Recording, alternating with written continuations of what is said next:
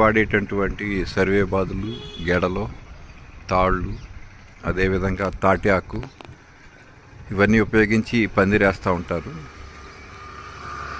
దీని యొక్క ఎందుకు ఇది ఈ విధంగా పందిర్లు వేస్తారంటే ఖర్చుతో కూడుకున్నదైనా కానీ మన పూర్వీకులు ఒక సాంప్రదాయం సృష్టించారు.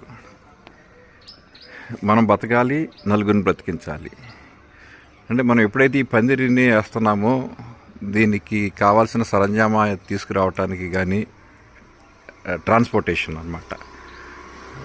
ట్రాన్స్పోర్టేషన్ వాళ్ళు ఇన్వాల్వ్ అయి ఉంటారు. అదే ఈ విధంగా ఈ పందిరిని నిలబెట్టి కట్టడానికి చేసే స్కిల్డ్ పీపుల్ ఉంటారు.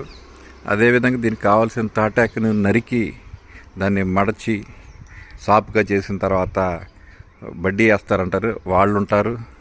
ఆ తదనంతరం ఆఖరిగా దీనిపైన పేర్చి కుట్టేవాళ్ళు అక్కడ ఉంటారు అన్నమాట. అంటే 4-5 రకాలైనటువంటి చేతివృత్తుల వాళ్ళ యొక్క పనితనంతో ఇది తయారవుతుంది. అంటే ఎవరైతే దీనికి స్తోమత కలిగి ఈ పందిరి వేసుకుందాం అనుకుంటారో వారి ద్వారా ఆ 5 రకాల సెక్టర్లకి డబ్బులు వెళ్తాయి అన్నమాట. అంటే మనీ ట్రాన్స్ఫార్మ్ అవుతూ ఉంటుంది అన్నమాట.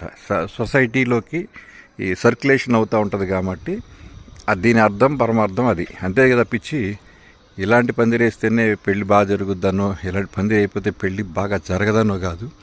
ఈ ట్రాన్స్ఫర్మేషన్ ఆఫ్ అని కింద దాకా కూడా చేతివృత్తుల వారికి కూడా బతికించాలనే దాని కాన్సెప్ట్ తోటి మన పెద్దలు ఇలాంటివన్నిటిని కూడా ఒక ఇది కింద రూల్ కింద పెట్టారనమాట. Thank you.